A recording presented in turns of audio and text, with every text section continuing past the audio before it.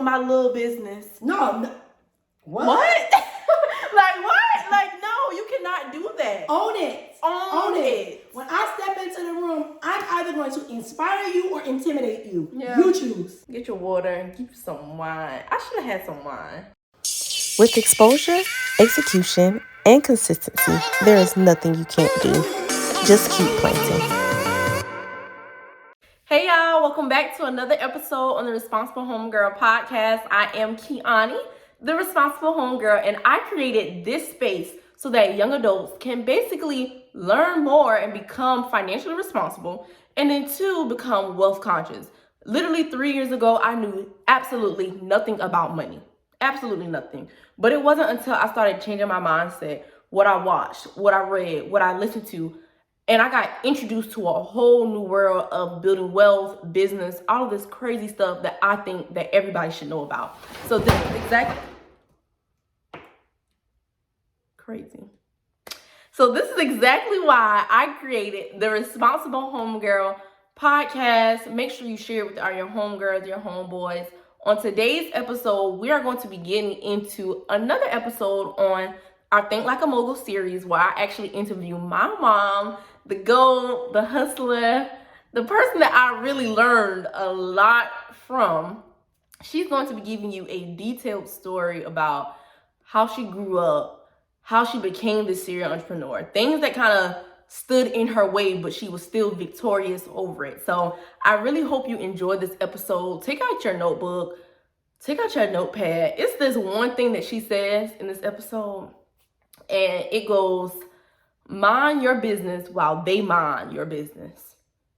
Now I'm gonna let y'all sit on that for a minute.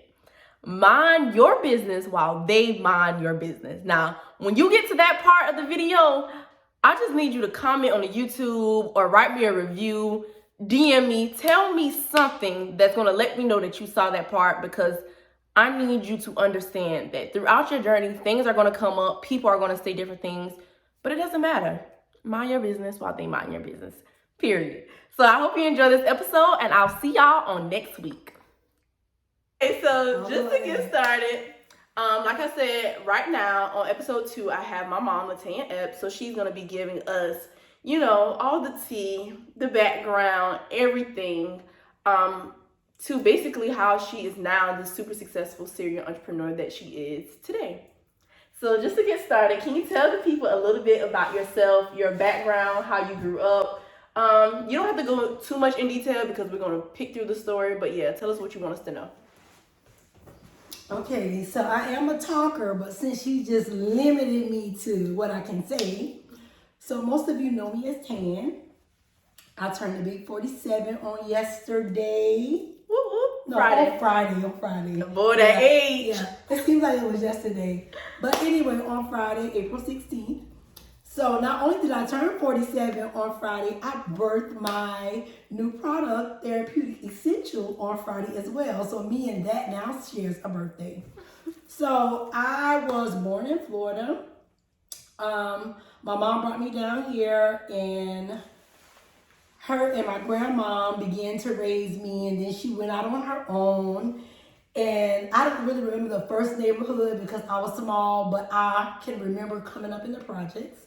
So I was raised in Friesen, here in King Street, a small town in King Street.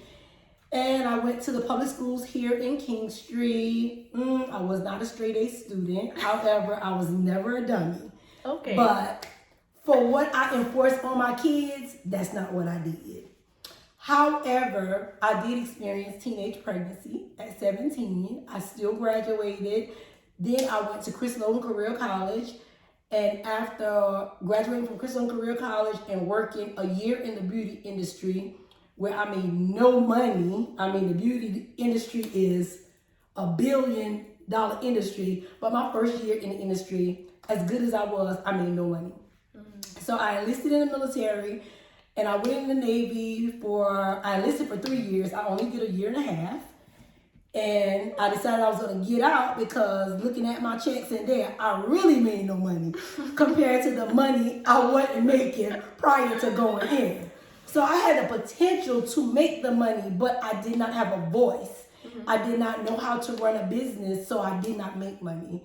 Needless to say, after getting out of the military and coming back to my hometown, once I hit that reset button, it was on from there. Yeah. I love it. So we have so much to unpack. So the first thing that I want to unpack is, for one, like, you experiencing teenage pregnancy, having your first daughter. My older sister Tata, shout out to her, at 17. So how would you say that experience, having a child so young, really shaped? How did it shape you? So I'm gonna just be honest. To experience teenage pregnancy for myself, already coming up in the projects, people already saying, statistic already saying what your life is going to be like.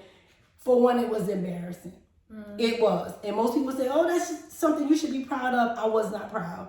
However, I was embarrassed. I did not want to finish school. Did not. I tried to get my aunt, who I so love, to convince my mom to let me go to adult ed because I was embarrassed. And sometimes in life, things need to embarrass you to get you in the right direction. But after I had my beautiful daughter, who I fell so in love with, I was determined that I was going to win at all costs. I was determined that I was not going to let statistics say what my life was going to be like. Period. So going in the military, it kind of gave me that stepping stool for what I needed for my life, because being a veteran is a big thing. It's a big thing, and it gives you a lot of perks. You don't make a lot of money now. You got to do a whole lot of time in there to make a lot of money. But I couldn't wait on that whole lot of time to make a lot of money because I like making money. And coming out of hair school, because I was a great hairstylist, I made a lot of money. I just did not know how to use my voice to require what my value was worth. Right. So teenage pregnancy, I'll say that it let me know early on that roadblocks can happen, but you don't let that deter you, and you don't let that stop you from where you need to be, from what your destination is. So you just gotta keep going. And one thing I want to touch on, something powerful that you said, is like what people will say or what statistics will say. None of that stuff really defines you and who you are as a person. And kind of like what I try to explain to people, you either let stuff happen to you or for you. So your perspective is everything. So how you look at teenage pregnancy, you can't just always be in the victim role. No, what can I learn from this? How can I really level up from this experience? Because there's always something to learn out of anything that you go through. Absolutely. Yeah. Absolutely. So now, going forward, you went to the military, you got out of the military. So as soon as you got out, did you immediately start back doing hair? I did. So I got out of the military, and of course I did not want to come back home, because most of the time when you leave home, it's a small town, nobody wants to come back. However, home has always been my bread and butter. Home has always been a great support system for me. If I say that it's gonna rain and we should have a rain dance party at home, they back me up. They like, what we wearing? Yeah. What time to start? So I went to Columbia for a little while. Then after being in Columbia, I just know that I needed to be home, because at home is where I could get help for my kids. So I came home and I immediately jumped back in the hair, even though I did hair in Columbia as well. And I got my own salon.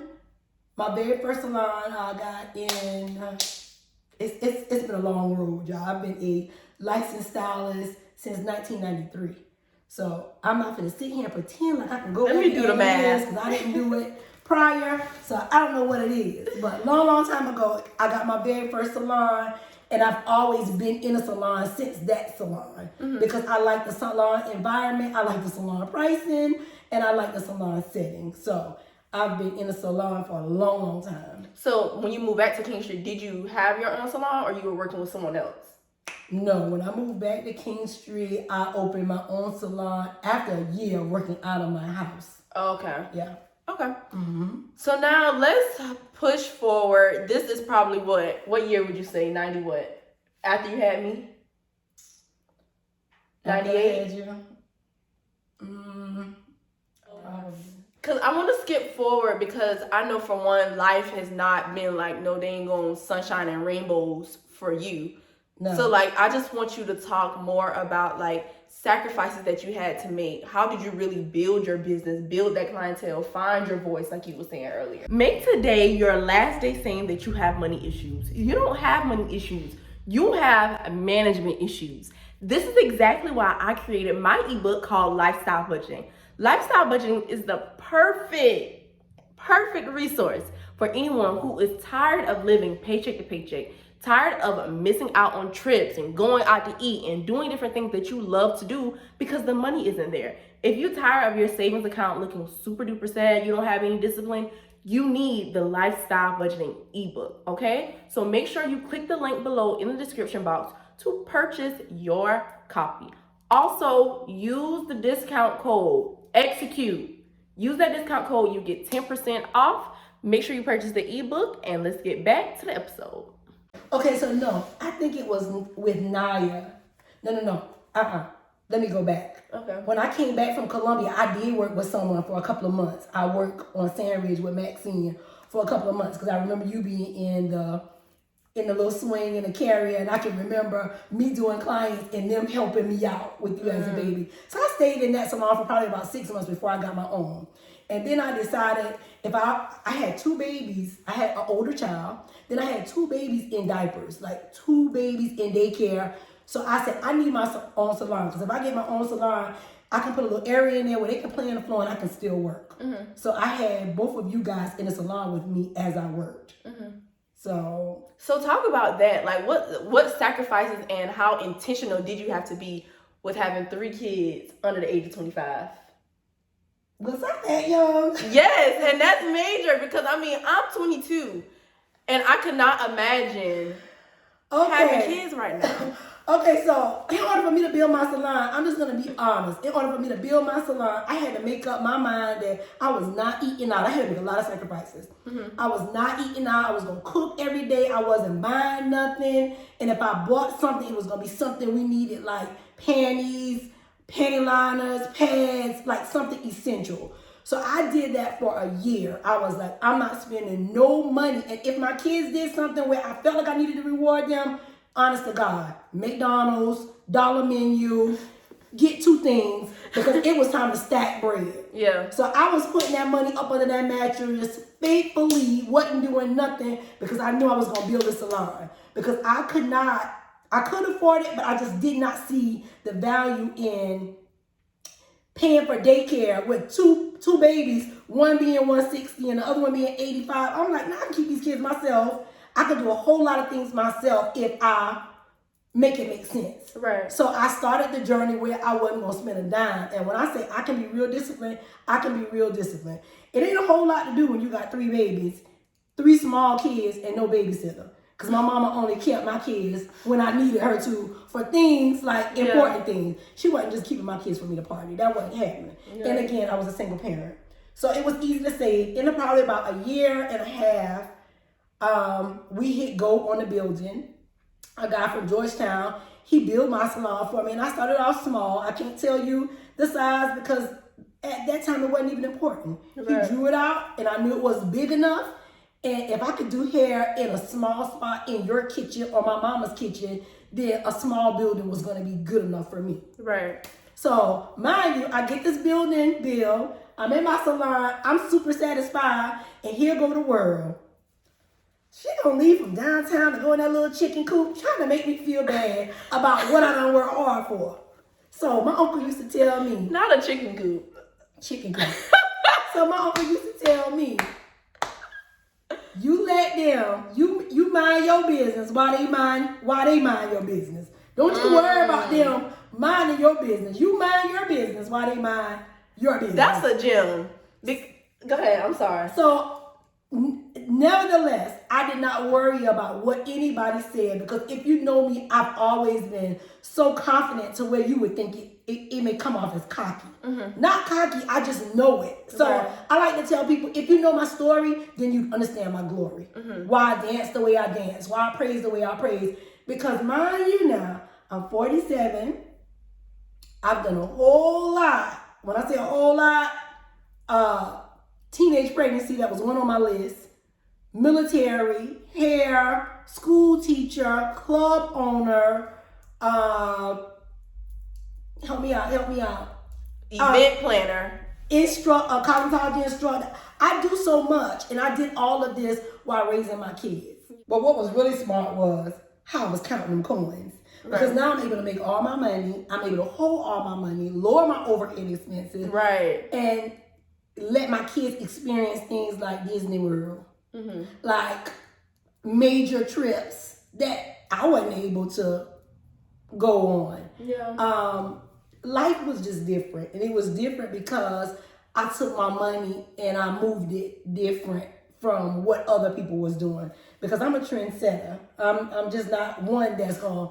I don't care what somebody else got going on. It don't matter to me. Right. Okay, so now you build your shop. They call it a chicken coop, but you're still making your coins. Nevertheless, I mean that wasn't really stopping anything. So I remember this was probably either my second grade or third grade year, whatever we had our house fire. So that was like a huge thing, and I feel like it definitely changed a lot for us because we moved from King Street to Charlotte. So now can we dig more into your mindset about basically how that happened? Did you experience any challenges from that? Did you feel like, it was God? What was the purpose behind that whole deal, and how did it help you? So here we go. I done got established, got my little salon built in the backyard.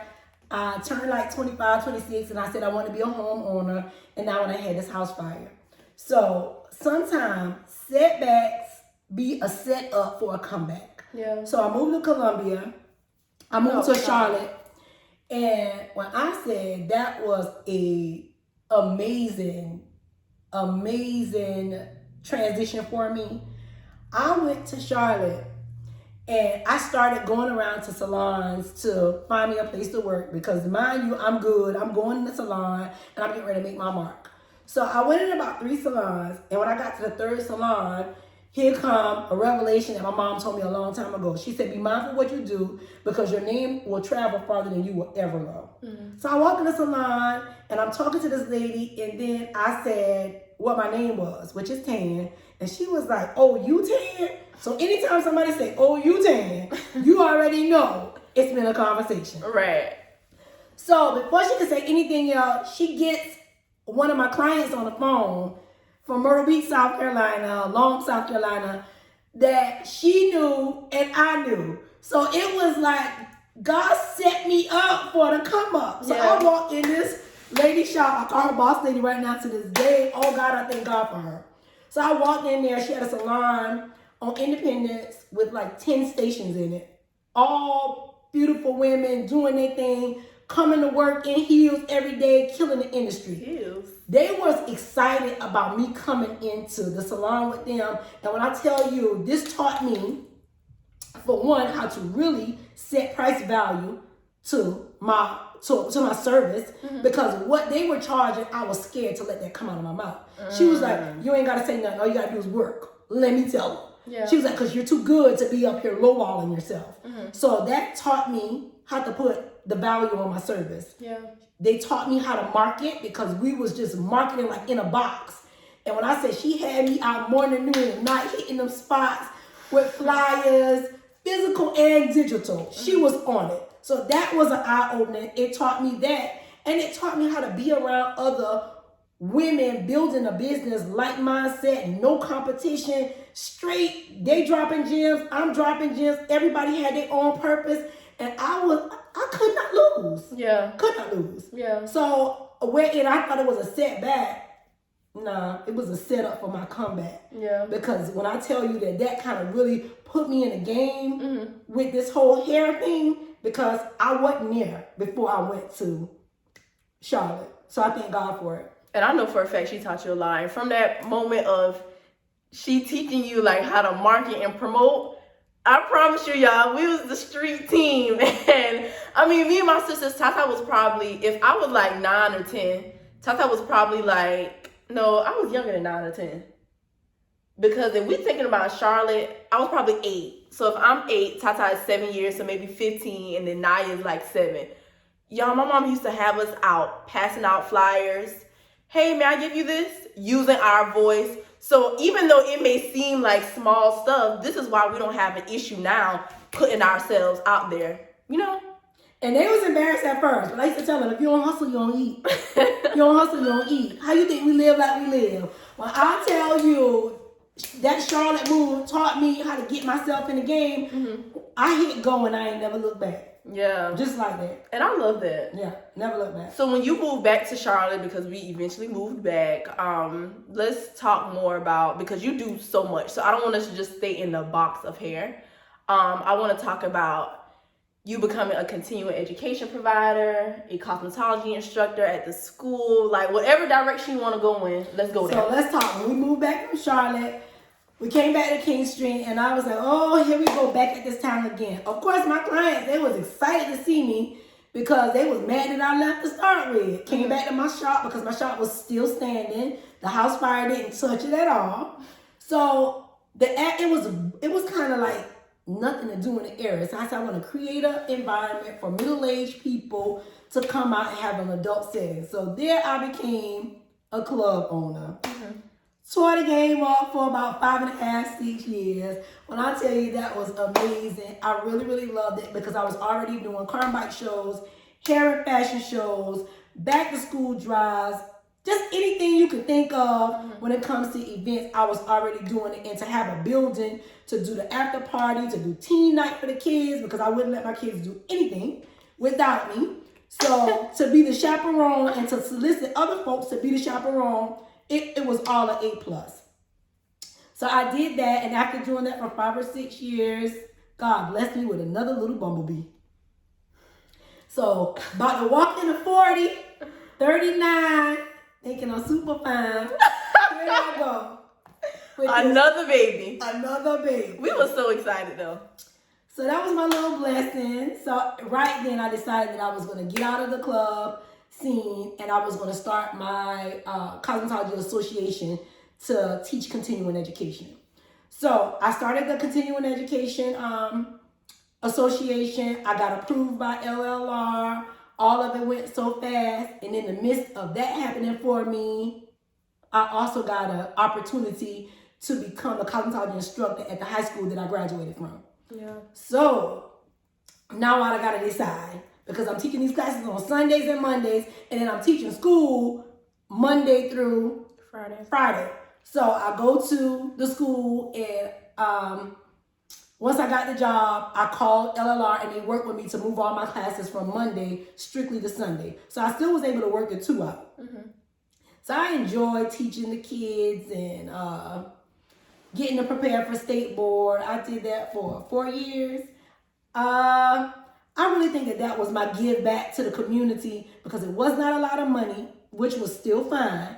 Every day I went to school, I worked that system. I came home from the high school, walked in my front door, out my back door, and into my salon. Because if I wanted to continue to live the lifestyle that I was living, I needed to still work. I needed to still work behind the chair. Right. But I feel like that was my assignment from God, because I have not my baby, but my yelling baby, Miss Trendon. Like, without me at that high school, she probably wouldn't have graduated. Yeah. So I needed to be like her guardian angel to walk her through that journey. Mm-hmm. So once she graduated, I just felt like my time had expired there. I had already did my little community service there, because them checks was too small. Because as much as I don't mind giving back to the community, I gotta secure the bag. Yeah. What challenges did you experience being a new teacher? Because I know when you first came on, you were so excited, like, we're gonna do this, we're gonna do that, and a lot of stuff you actually did. You took them to Atlanta, y'all did a hair and fashion show, like, it was a lot of stuff. But what challenges came from that? Not having a lot of the needed supplies, not having a lot of needed support to do what was needed to be done. Mm-hmm. I set up where all of my Saturdays was devoted to those kids to get extra hours, because when I said the ball was dropped, the ball was really dropped on that program. So me trying to be a superhero, mm-hmm. I mean, you can't do it by yourself. You really can't do it by yourself.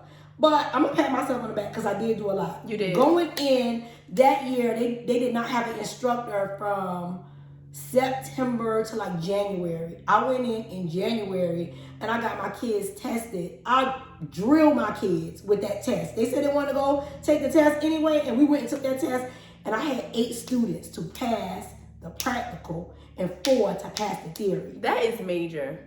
Being there in a few months. Right. Every year we went to state board. We had great results every year. Mm-hmm. And every year it wasn't an option. They were going. Yeah. Without a doubt. Even if I had to, I eventually stopped doing my back to school drive and started taking the money from my back to school drive, investing it in my kids for cosmetology, just to make sure they had some of the things they need. So when we get to state board, we had already covered the basic, the stuff that was gonna definitely be on the test. Right.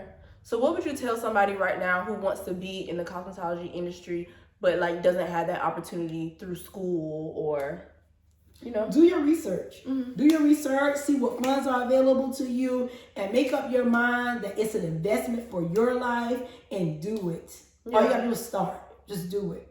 Definitely. So right now, as a new business owner, I am learning how important it is to be disciplined and consistent. So because you have been an entrepreneur for so very long, what can you tell people about building a business and staying the course, even when it gets hard? So, building a business, to start with, you have to do your research. Mm-hmm. You have to begin with the end in mind. So you have to be a forward thinker. Yeah. You have to think about the ifs. If this don't happen, if this do happen, the same way you think positive, you got to throw some negative on there because life happens. And when it happens, you don't get to just throw in the towel if you want to win. Right. So I would just say, whatever it is that you want to do, to start with, do the research, build a team. And as you build a team, try to put people on a team that add value and that's going to, what's the word I'm looking for? People that you can count on. People that you can count on to be in place, to do things that you need to be done. And you also have to, anything you ask somebody to do, you have to be willing to do it yourself. Don't try to give jobs that you won't execute. Right. So if I want you to clean the bathroom, I need to be willing to clean the bathroom. Right. If I want you to pass out flyers, I need to be able to pass out flyers. Mm-hmm. If you don't show up for yourself, you can't expect other people to show up for you. Mm-hmm. So for number one, you have to, after doing the research, you have to run the course. You got to execute with full power. Like, I'm doing this. Yeah. I'm doing this. So how would you, being that you have like been in multiple industries, would you say that like business across the board is just the same at the end of the day? No, it's not the same, but I mean, some of the building blocks, some of the foundational skills are going to be the same. So tell us about the foundational stuff. So that's your research. Mm-hmm. That's your overhead, your cost, to know what XYZ is going to cost you. You're going to need a strategy. Mm-hmm. You're going to need a time frame. So that's like a goal. You set a goal and you put a time stamp on it. So you will have a time, an expiration date. I need to have this done by XYZ. Right. And then you execute. Mm-hmm. And after you execute, then you sit back and you observe. You be open to corrective criticism, and you be open to just the feedback regardless. And then you see what it is you want to change or what you want to do different. But with all my businesses, I'll say the one common thing I have in all my business is I serve people. Yeah. I'm doing something where it's helping somebody. Right. So I can take one business and kind of feed off the next, you know? And one thing that I like that you just said is be open to constructive criticism. And one thing I will say about my mom, she can and will learn from anybody. She don't care if you're 22 like me or 67 like my grandma. Like, she will continuously learn and learn and learn. So how do you keep yourself relevant? Because I feel like that is something that a lot of people struggle with. Like, they'll get the momentum, but they can't keep the momentum. And I feel like that's key in business. Because consistency is key. Right. So how do I stay relevant? I just keep myself in the loop. Mm-hmm. I mean, I know what's trending. I show up reliably every day. I show up. Yeah. Like, I dress the part. I look like what I want to attract. And I just show up in Right. everything I do.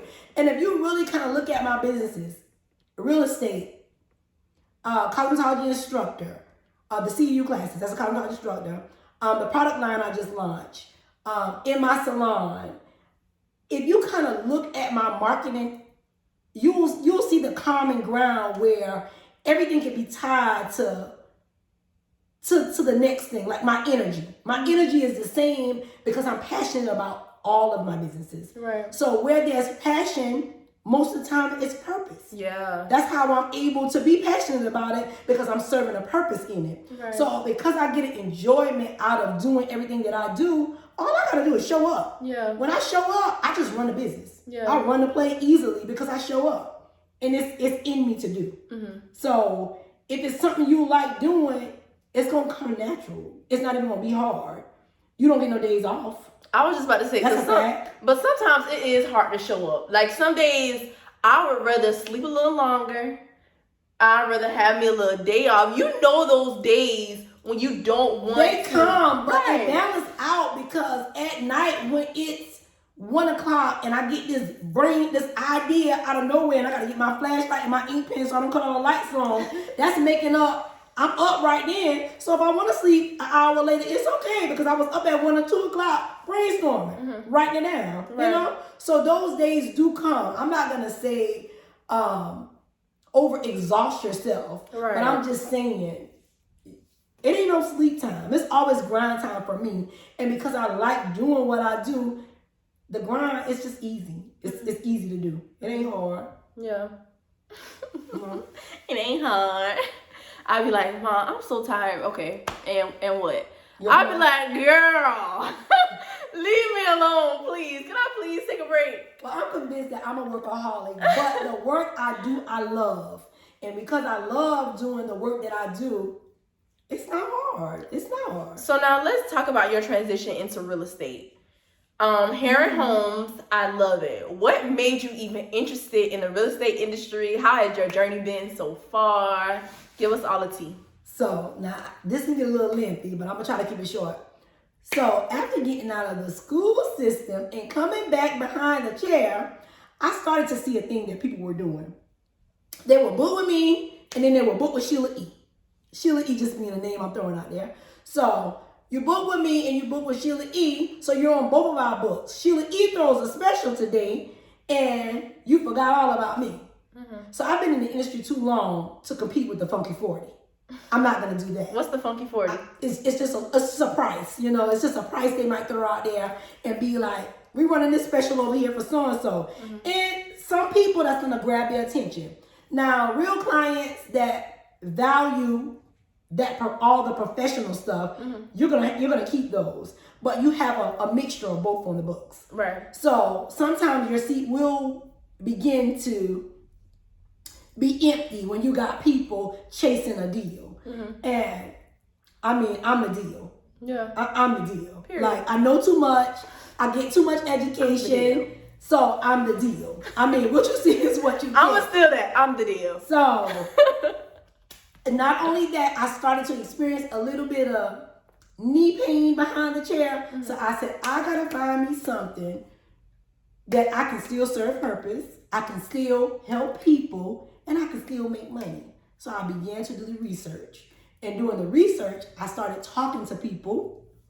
I had a client that was already an agent, and I kind of watched her journey when she transitioned, and we started having the conversations. And then I have another colleague that does hair as well, and she had her license, and we started having the conversations. So doing the research and the conversations, I was like, I'm going to school. This episode was sponsored by Mainvest. Mainvest, oh my gosh, y'all. It is an app that I am completely in love with. And the reason why is because it allows you to invest in small businesses. Or should we say scaling businesses? Because I don't really like the idea of small, because we're not putting nothing little, nothing small, anything like that in front of nothing that we're doing. But you get the clue. Businesses that are not as big as an Apple or as big as Google or Amazon, yes, you get to actually invest in these businesses. The thing is though, when you invest in these businesses, you don't actually get equity in the business. It's almost like a loan to the business. So you'll get your money back plus interest. And you get to decide what small businesses that you actually want to invest in. So it is a great way to put your money in a place where you know for a fact you're going to get your money back plus interest. So please, if you are interested in making a difference within our local business community, make sure you check out Mainvest. So I did that. Going to school was one thing, graduating, passing the state board, getting the license was a whole nother thing. Now getting in the industry is when reality really hit. You ain't ready. So now it was time to do more research. Right, be real with us. It was time to do more research. But it was okay because then the pandemic hit. Saved my life. So the pandemic was a blessing for me because again, I'm a workaholic. So when they came through and say that I couldn't work, that was something I would have never done on my own. Never. I would have continued to work in the salon. So with them giving me my time off during the pandemic, it gave me more time to get on different trainings, different seminars, do more research. So I'm writing, I'm reading, I'm listening, I'm taking it all in. So when the doors open for us to go back out in the world, hey, I'm ready. Yeah. All I need is a client. I'm ready.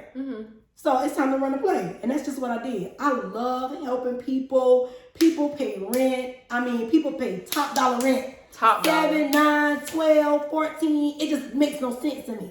So when I came up with my little strategy where I teach them how to take that rent and calculate it by the months they pay it in a year, by the amount of payments they pay over the 5-6 years, and how much money they throwing in the trash, people want the help. They want the knowledge. Right. So once we can get them to save a little coins and make sure that their credit is qualifying, it's just time to run the play. So I'm serving purpose. I love helping people, and I'm loving real estate. And I get to dress up. But being your daughter, though, I see the difference between the hair industry and the real estate industry. I feel like with you doing hair, clients flock to you. Like, I mean, you got to book your appointment in advance. So what differences have you seen, like being a business owner in the hair space and the real estate space? Okay, so you talking different money, because in the hair space, it's not gonna cost that much. So a quick fix is what it is. Yeah. So it's not gonna cost that much of an investment in a hair. And in actuality, you can't go with doctor. You need both of them. Yeah. You need a place to stay, and you want to look away. Right. You know, you want to look away. But which one is easier to attain? A hairstyle. A hairstyle. So they flock to me because that's the one that's the goal with that timestamp that you can get next week. Right. So it's easier. With the house hunting, being a homeowner, that's a big investment. It's a really, really big investment. It's a really, really big commitment. And it starts with you. Yeah. So you have other things to do other than just sign up. Right. You got to get in position for homeownership. You got to get in position for homeownership. Yeah. However, it's doable. And I mean, I love all the clients just the same. Hair or homes, I got you. Okay. So, of course, I am doing Think Like a Mogul this entire series because it is Financial Literacy Month. And I didn't ask Naya about this, but I got reminded about it after the fact. But what would you say is some money advice that you wish you had in your 20s, or just some money advice, period, that you still apply right now? So, some money advice I wish I had in my 20s. That's the first one, yeah. Being a hairstylist, I can't even front. We make a lot of money. We make a whole lot of money. We make a lot of money. We blow a lot of money. We blow a lot of money. A lot of times as hairstylists, our money is already spent before it even hit our pocket. Why you say that? Because we got plans and it ain't even in our hands. Like, we already planned just by whoever called us and said they coming. We already, okay, I'm this is an easy grand. I'm going to do X, Y, Z. Sometimes you make commitments before you even have the money. We throw away a lot of money. And pause right quick. I'm sorry to cut you off, but I remember being a child, you told us, don't count money before getting your pockets. I'll never forget that. Even if you work in a job, don't count the money before you get your check, because it's really not yours yet. It's not. So what I would tell myself if I was in my 20s, what I wish I would have done different was I wish I would have put money aside. I wish I would have made better investments for myself. Like how some people got the 401k or the IRA or the different plans. That money that I threw away, I wish I had invested it, you know? But the game done changed. Yeah. Your girl don't try it. It's never too late, right? It's never too late. With anything you want to do in life, all you gotta do is start. You know how people put stuff up and they say press play? Yeah. Do that on your life. Just press play. The Right. game done changed. And I may have to save a little more now because I didn't save back then, but I thank God that I'm in position to do just that. Right. Absolutely. So right now, what is some money advice that you would give basically anybody watching that you have learned from over the years?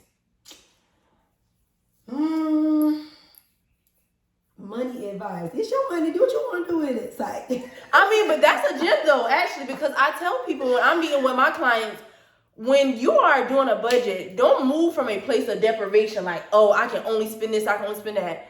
It's your money. You work hard for it, but at the end of the day, you got a plan. let me tell you what I would tell somebody right now, today. With your money, my money. Now, you need to know with my money. But with your money, I'm going to just tell you, make it make sense. Period. Make it make Plan, sense. yeah. Whatever you spend your money on, you got to be intentional. You got to know that I ain't just spending money just so you can see I got it like that or so you can think I don't care what you think. And when people start trying to compare, because people do this. They compare stylist to stylist, agent to agent. You don't compete where you don't compare. You don't compare where you don't compete. I don't care how you reverse the roles. It's just real. Yeah. I always say, you can't see my pocketbook. You don't know what I got in the bank. I don't know what you got in the bank. How you gonna compare apple to orange? Right. For one, you got a peel, and the other one, you got the option of just eating it straight like that. So do what you want to do with your money, but make it make sense. It's your money. You can only spend it once.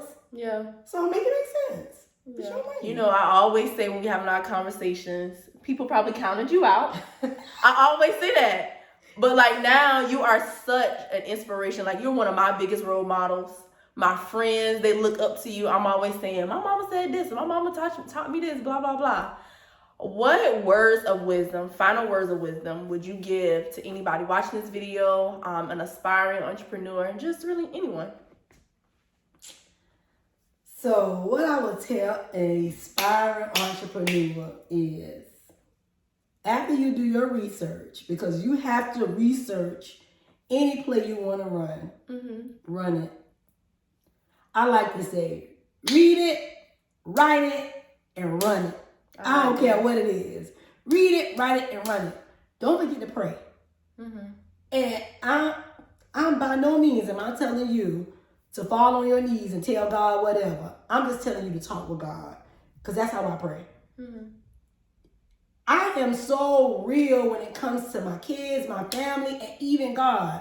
I mean, most of the time, my prayers to God is just like this, a genuine conversation. Now, if I have a talk with God and he didn't move as quick as I want to, then I might get out of bed and get on my knees and pray, because I think he ain't heard me. I'm honest to God. I'm just being real. Like, God, I'm going to get down here because I don't think you heard me. And that just because I think he didn't, I'm thinking he ain't moving fast enough. But other than that, I'm a realist. And at the end of the day, anything that you want to do, all you got to do is do it. Don't let nobody kill your joy, kill your dream. People, they be like the devil. They come to kill, destroy, and steal, all of that. Right. Sometimes it ain't even good to tell people what you're going to do. I don't even like to talk about it. I like to be about it. Yeah. I strategize. I might run that thing by my kids. Sometimes my kids say, Mom, why you so extra? Why you do so much? That's just how I am. Yeah. I mean, why step if I ain't going to step? Facts. Like, I do that. I've done that all my life. I mean, at one point in time in life, when I went through the teenage pregnancy, I felt like I had a point to prove. And after I proved that point, it was like, everything I do from this day on, I'm doing it for me. Right. I ain't doing it for nobody. I ain't got no point to prove about nobody but me and God. God made me great, and I am about to live on purpose. And up until a couple years ago is when I really found out what my purpose was. But I've been living on purpose for a long time. Yeah. So I will tell anybody, even if you don't think you know what your purpose is, if you are doing what you want to do and it's positive vibes only, 9 out of 10, you're probably living on purpose. Yeah. If you're, whatever you're doing, if you can help people while doing it, 9 out of 10, you're living on purpose. Right. So just, whatever it is you want to do, just do it. Yeah. Read it, run it, write it. Run it. Run it. And I love what you said. This is the last thing I'm in out.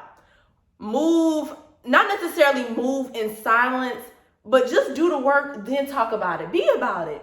It's a whole lot of, I'm going to do this, I'm going to do that. Just do it. I promise y'all, it's not as hard as sometimes we make it seem in our head. All it takes is a little bit of research, writing it out, and running the play. And then when you don't, when you tell somebody about it and they go and they steal it, when they do it, you mad. Yeah. But all you had to do was shut your mouth and do it. But also, it's nothing new up under the sun. So this Nothing. whole, somebody stole this, somebody stole that. Remix it and run it. Exactly. That's it. If That's you put it it. out there and I like it, honey, guess what? I'm going to remix it. I'm going to put that spin on it and it's mine. Right. You better put a patent on it. And last thing that I want to touch on before we end, you said, when I step. And that's something that me and Naya talked about in the last video. Confidence is so key.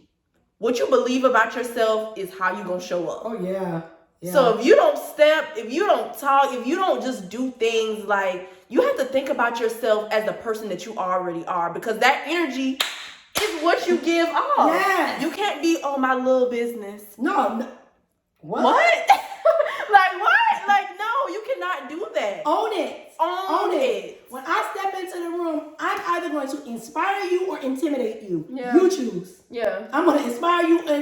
I'm not going to shy down for who I am. Right. When I walk in that room, I'm there. Yeah. Hey, hello. Yeah. I'm here. Yeah.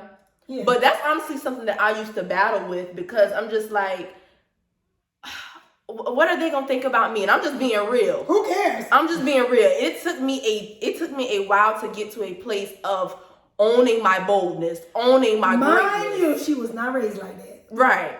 But it's still, but just being in the outside world, sometimes those things will get attached to you and you just be in your head for nothing. Yeah, not me. Mm-mm. So I'm just being real. Like, if you're that person that tries to dim your light because of other people, I'm here to tell you, don't do it. Yeah. You're only one doing a disservice to yourself. Exactly. But also, when you walk in your authenticity, you walk in your boldness, you give other people the power to do the same thing. If you're 100 proof, just be that. Don't water down yourself. I'm 100 proof, baby. Okay, y'all. I hope you enjoyed this video. Mom, thank you for being on. This is the OG. The reason why I act the way I act, you know, everything that I feel like she went through, she experienced, it was always a learning lesson. And from a very young age, my mom was always teaching us the game. It didn't matter if we was 6, 7, or 17. Yeah, absolutely. So no excuse. Right. I gave in the game. Right. So I say all that to say, I hope you got some sort of inspiration from this video. Please like, comment, subscribe, share it. If you know anyone interested in hair on homes, hit me up at 843-230-5023. Hit me up on Facebook or IG at Tan is my realtor. Yeah, and me at The Responsible Home Girl. Bye, y'all. See ya.